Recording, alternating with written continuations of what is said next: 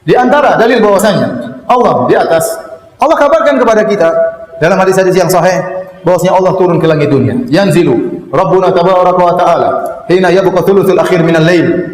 Allah turun ke langit dunia tatkala tinggal sepertiga malam yang terakhir. Faqala, kemudian Allah berkata, hal min da'in fa astajiba lahu, apakah ada orang yang berdoa akan aku kabulkan doanya. Hal min mustaghfirin fa aghfir lah, apakah ada yang minta ampun akan aku ampuni dosa-dosanya. Hal min sa'ilin fa utiya su'la, apakah ada yang memohon akan aku kabulkan permohonannya. Jelas Nabi mengatakan Allah turun ke langit dunia dan Allah berkata. Berarti kalau Allah turun berarti dari atas ke bawah. Kalimat turun artinya dari atas ke bawah. Ini berarti asalnya Allah di atas. Adapun bagaimananya Allah turun kita tidak perlu, bukan urusan kita. Nanti ada yang menolak pakai akalnya, berarti Allah turun, berarti Allah begini, berarti Allah begini ya. Berarti setiap hari, setiap saat Allah turun karena sepertiga malam selalu ada. Ya. Kita bilang inti enggak usah mikir masalah Allah turun bagaimananya. Yang inti pikirkan inti bangun malam. Enggak usah mikir gimana Allah turun. Jangan samakan Allah dengan ente. Ente mentasbih Allah dengan manusia. Allah yang menciptakan waktu. Allah mau menggabungkan dimensi waktu, terserah Allah, mudah bagi Allah. Kita enggak tahu bagaimana caranya. Yang penting Allah turun, tugas ente bangun malam. Ya. Enggak usah urus nih, Allah turun enggak ya? Enggak ya. Kayaknya enggak. Masa turun terus? Sudah, saya sholatnya sholat siang aja. Siang juga ada Allah turun. Ya, gimana terus?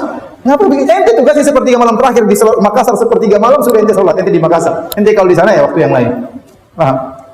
Kenapa ente harus menyamakan Allah dengan Anda? Terus Anda akhirnya tolak kabar tersebut. Ada yang mengatakan, oh maksudnya yang turun rahmat Allah, bukan Allahnya Allah. Kalau rahmat Allah turun, ya setiap saat rahmat Allah turun. Enggak mesti sepertiga malam yang terakhir. Kemudian turun ke langit dunia, ngapain rahmat Allah cuma nyantol di langit dunia, enggak turun ke bawah? Paham? Paham? Katanya yang turun rahmat Allah, turun ke langit dunia. Enggak sampai kita ngapain cuma nyantol di atas?